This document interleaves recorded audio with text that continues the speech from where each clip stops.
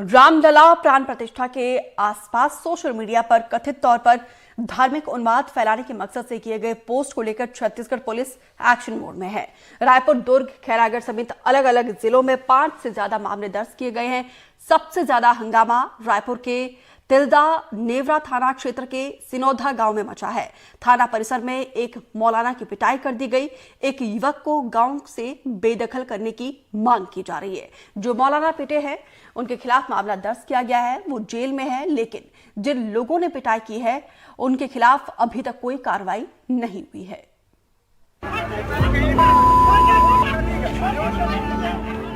खुद को बचाने की गुहार लगा रहा ये शख्स 22 साल का मौलाना असगर रजा है। छत्तीसगढ़ की राजधानी रायपुर जिले के तिल्दा नेवरा थाना परिसर में ही भीड़ ने उसे बेरहमी से मारा। उसके बाद भी मौलाना के खिलाफ ही एफआईआर हो गई, गिरफ्तार हो गए।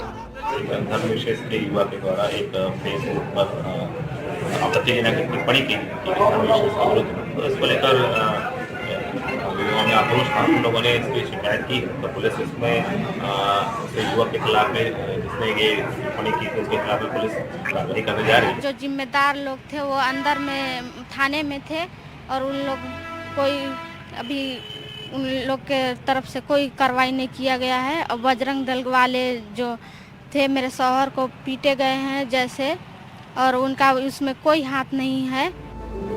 23 जनवरी को सिनोधा गांव में एक नाबालिग के सोशल मीडिया अकाउंट से कथित तौर पर विवादित पोस्ट किए गए। कुछ हिंदूवादी संगठनों ने विरोध किया। 24 जनवरी को भीड़ ने पुलिस से पहले खुद कार्रवाई कर दी। गांव में संचालित मदरसे के मौलाना असगर रजा, इब्राहिम खान और मिर्जा ताहिर बेग को लेकर थाने पहुंच गए। थाना परिसर में ही उनकी पिटाई हुई। पुलिस ने धार्मिक भावनाओं को आहत करने वाली धाराओं में एफआईआर दर्ज कर ली। 3 आरोपियों को जेल भेज दिया। नाबालिग को बाल सुधार गृह और लड़का को यहाँ से बुलाए और लेके गए हैं। कौन बुलाया? उस मोहल्ले के लोग फोन किए ना तो गए। क्या आपके बेटे का क्या नाम है? मिर्जा ताहिर बेग। तो उन पर पुलिस वाले नहीं बताया कि उनको क्यों गिरफ्तार कर रहे हैं, क्यों लेके गए हैं? आप लोग ये सब तो नहीं बताया।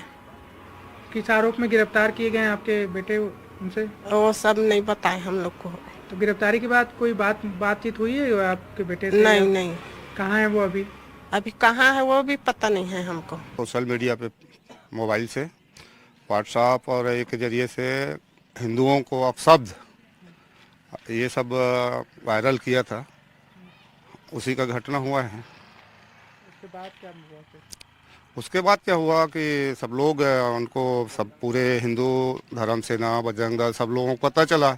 सब लोग आ गए तो फिर हम लोग भी थाना गए और जो यहाँ आए थे वो मौलाना असगर अली, वो जब से यहाँ आए हैं तब से ये लोग गांव के माहौल को मतलब 2-3 बार बैठक भी हुआ गांव में 2-3 साल तक के कि भाई इस टाइप का हरकत मत करो।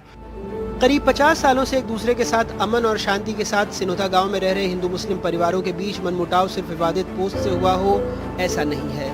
पिछले करीब 2 साल से कभी अजान की आवाज तो कभी एक दूसरे को लेकर टिप्पणियों से मनमुटाव होता रहा है। हम मुस्लिम के त्योहार में जाकर कूदते थे बोलोदुल्ला। हाँ, क्या बोलते थे? बोलोदुल्ला करके कूदते थे और 5 साल बिजलाल वर्मा सरपंच रहे, वही मंगा रहा था। उन लोग भी आपके त्योहार में आते थे? हाँ, सब आते थे। अभी 3-4 साल हुआ है, अभी त्योहार में उन लोग नहीं आते हैं। जब से इब्राहिम और मौलाना आए हैं तब से। उसी की वजह से यहाँ हिंदू मुस्लिम और सभी प्रति भेदभाव कर रहे हैं।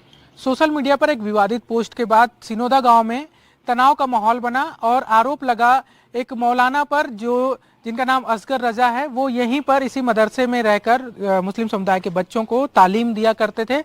उनके ऊपर आरोप है कि उनके ही कहने पर या उनके ही संरक्षण में एक नाबालिग ने एक विवादित पोस्ट कर दिया, जिसके बाद गांव का माहौल खराब हुआ। असगर रजा को पुलिस ने गिरफ्तार कर लिया है। साथ ही 3 अन्य लोगों की भी गिरफ्तारी हुई है, जिसमें एक नाबालिग है। नाबालिग के अलावा जो 2 अन्य लोग भी हैं, उनके परिवार के लोगों से भी जब हम बात करने की कोशिश इस गांव में कर रहे हैं तो कोई भी यहाँ पर ऑन कैमरा कुछ भी बोलने से इनकार कर रहा है। साथ ही इस समुदाय के लोगों से भी जब बातचीत करने की कोशिश की जा रही है तो ऑन कैमरा कुछ भी खुलकर कहने से लोग इनकार कर रहे हैं। हालांकि एक जो आरोप लग रहा है या एक जो पूरी स्थिति बन रही है उस पर इनका कहना है कि अभी गाँव में माहौल जो है वो तनावपूर्ण नहीं है, स्थिति सामान्य ही है और वो खुशी हंसी यहाँ पर रहना चाहते हैं। अजगर इब्राहिम और ताहिर पर आरोप है कि उन्होंने गांव का माहौल खराब करने की कोशिश की, लेकिन बगैर किसी ठोस जांच के 3 लोगों की गिरफ्तारी से मुस्लिम समुदाय के लोगों में नाराजगी है। जो क्या है, अपने घर का जो बच्चा है वही गलत पोस्ट कर दिया था, है ना, उस गलत टिप्पणी कर दिया था, उसी के नाम से सब हो गया था, गलती हो गया था, इसके लिए माफ़ी भी मांगे थे ना। तो क्या है, यहाँ से मतलब कोई लड़के लोग यहाँ से आ गए थे, 2-4 लड़के, है ना। अब हम लोग तो वहीं बैठे हुए थे, हाँ, थाने में। तो 2-4 लड़के कोई आया, फिर अपना मौलाना को बोले कि वहाँ बुला रहे थाना, ऐसा करके ले गए। अब जैसे वहाँ थाना में पहुँचे, है ना, वहाँ तो सब लोग थे, वहाँ थाना में सब बहुत लोग थे। यही है मौलाना, ऐसा करके फिर उसको मारने पीटने लग गए। इमाम मेरे अब्बू एक जने और हैं, उनको ना ज़बरदस्ती यहाँ से उठा के ले गए इमाम साहब। कौन ले गया? अपना यही गांव का है, तो ना ले गए बिना जबरन, मतलब जो कुछ भी ऐसे वहाँ जाके उनके ऊपर ना मारपीट की गई, हर चीज़ ये किए गए हैं। तो आप लोग शिकायत नहीं किए मारपीट का? तो कहाँ, उनके ऊपर ऑलरेडी रिपोर्ट दर्ज करा दी पहले से। उसको धोखे से लाया गया है, उसको बोला कि पुलिस आपको बुला रहे करके, बाकी पुलिस ने उसको नहीं बुलाया था। उसको गांव के लोग और बजरंग दल के लोग जबरदस्ती गाड़ी में बिठा कर लाए तो यहाँ जबरदस्ती खींचकर उसको मारपीट किए, और मारपीट किए फिर उसको अंदर करवा दिए, जबकि इन तीनों का कोई हाथ नहीं था इसमें। जो बच्चे हैं, बच्चे ने गुनाह किया है तो बच्चे को सजा देना चाहिए ना। इन 3 लोग को क्यों अंदर किए हैं, क्यों सजा दे रहे हैं? इसके लिए इंसाफ चाहिए। मेरे पति को बेफजूल फंसाया गया है इसमें, गांव वाले और बजरंग दल। थाना परिसर में मारपीट का वीडियो सोशल मीडिया पर वायरल हो रहा है। असगर ने इसकी लिखित शिकायत तिल्दा थाने में दी। चेहरे सामने हैं, लेकिन पुलिस की फाइल में मामला अज्ञात लोगों के खिलाफ दर्ज है। अभी तक किसी की गिरफ्तारी नहीं की गई है। सवाल है, क्या पुलिस को भीड़ में एक भी ऐसा गवाह नहीं मिला जो मारपीट करने वालों को पहचान सके? क्या पुलिस ने आसपास के सीसीटीवी कैमरों की जांच की? क्या पुलिस सच में दूसरे पक्ष के लोगों पर कार्रवाई करना चाहती है? क्योंकि इस मामले में पुलिस थाने का कोई भी जिम्मेदार बात करने को तैयार नहीं है। 24 जनवरी को एक ऐसी घटना हुई जिसमें पुलिस स्टेशन के सामने ही एक व्यक्ति को बेरहमी से पीटा गया, वो लहूलुहान हुआ और उसके बावजूद शिकायत भी दर्ज की गई उसकी ओर से, लेकिन गिरफ्तारी नहीं हुई है। जबकि एक आरोप के आधार पर उसको गिरफ्तार कर लिया गया, जिसको यहाँ पर थाने परिसर में ही पीटा गया। बड़ा सवाल ये भी है कि अब इस मामले में यहाँ के जिम्मेदार अधिकारी यानी कि थाना प्रभारी कुछ भी कहने से बच रहे हैं।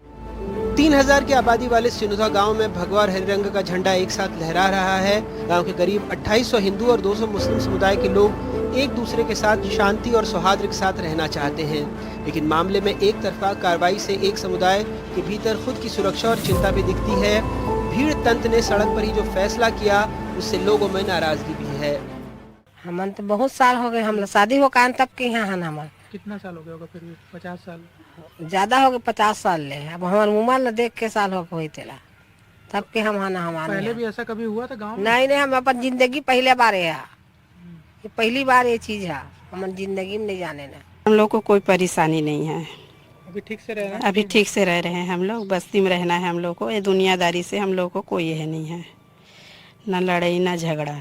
कोई धमकी उमकी आप लोग? नहीं, कुछ भी धमकी उमकी कुछ नहीं है, कुछ नहीं मिला। नहीं, हम लोग अच्छे से हैं, गांव में भी ठीक है, सब शांति माहौल है। मेरे जानते तक हमारे ग्राम में ऐसा माहौल नहीं हुआ था, लेकिन पता नहीं क्या हुआ, कुछ असामाजिक तत्वों द्वारा ये घटना हो गया। लेकिन हम ये घटना को तूल नहीं चाहते हैं, हम चाहते हैं कि हमारे गांव शांति से रहे। इसीलिए हम कहते हैं कि लगा सको तो बाग लगाओ, आग लगाना मत सीखो, और जला सको तो दीप जलाओ, दिल जलाना मत सीखो। भीड़ तंत्र जब सड़क पर फैसला करने लगे तो कानून व्यवस्था पर सवाल लाजमी ही है।